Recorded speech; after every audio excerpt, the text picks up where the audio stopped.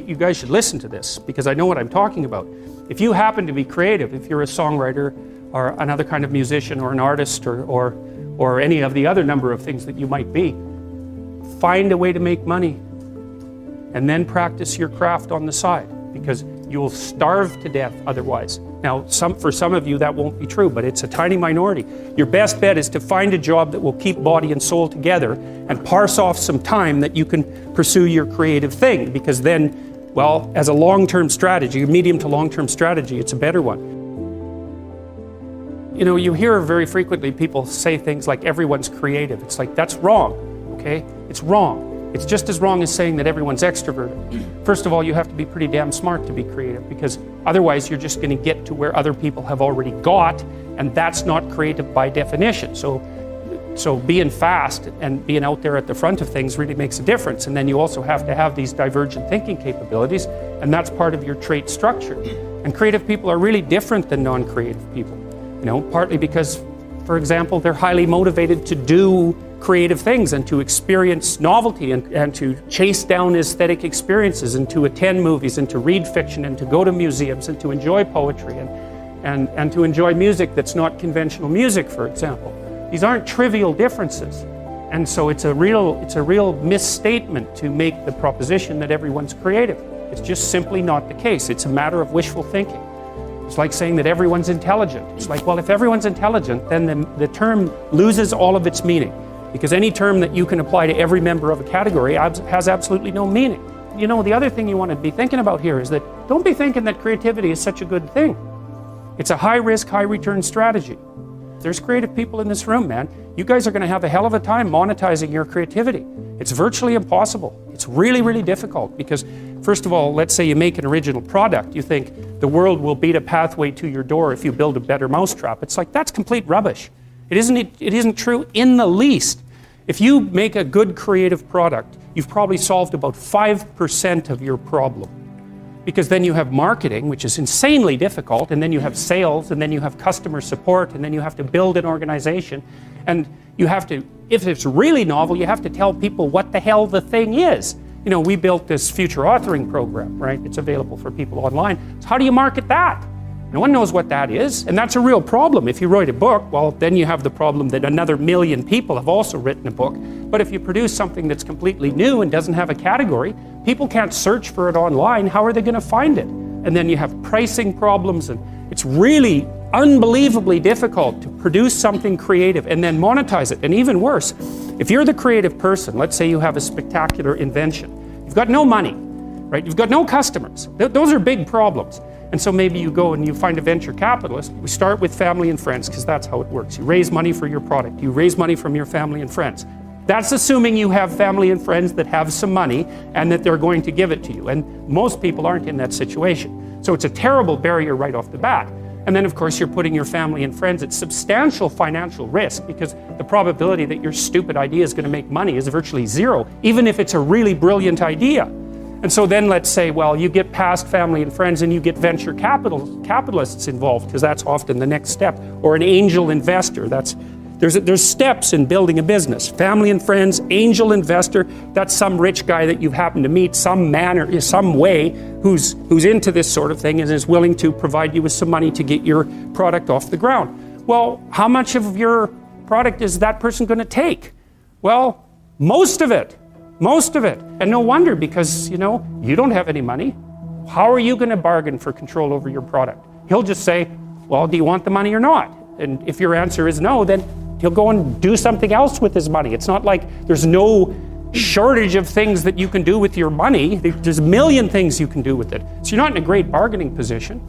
And then if you get venture capitalists involved, they'll take another big chunk, and maybe if they're not very straight with you, they'll just throw you out, because maybe by that point in the company's development, you're nothing but a pain in the neck, because what do you know about marketing and sales and customer service and building an organization and running a business? Like, you don't have a clue, so why do they need you? So even if you're successful at generating a new idea and you put it into a business, the probability that you, as the originator of the idea, are going to make some money from it is very, very low. So don't be thinking that creativity is something you would want to curse yourself with. Now, you know, it's not all bad because it opens up avenues of experience for creative people that aren't available to people who aren't creative. But it definitely is a high risk, high return strategy.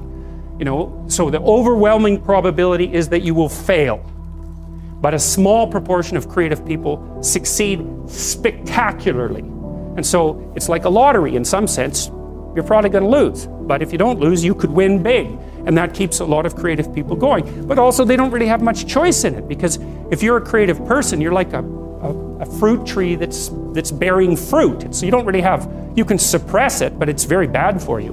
You know, the creative people I've worked with is if they're not creative, they're miserable, so they have to do it.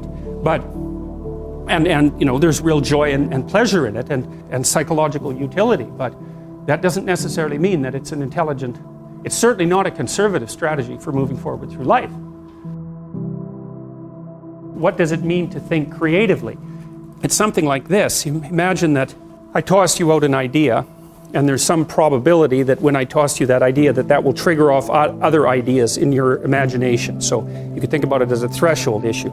If you're not very creative, I'll throw you an idea and hardly any other ideas will be triggered, and the ones that will be triggered are going to be very closely associated with that initial idea. So let's say I tossed each of you an idea and I asked you to tell me the first thing that comes to mind. Okay, so what we would see first is that the first thing that comes to mind, in all likelihood, would be shared by many of you. Okay, so then you could think about that as a common response, right? And so that's a less creative response. And then there'll be some things that come to mind for you that are so idiosyncratic that you're the only person that thinks it and no one can understand it. Well, that's also not exactly creative, because the thing that for something to be creative, it has to be novel and useful at the same time. That's sort of a rough definition. Something creative is novel and useful.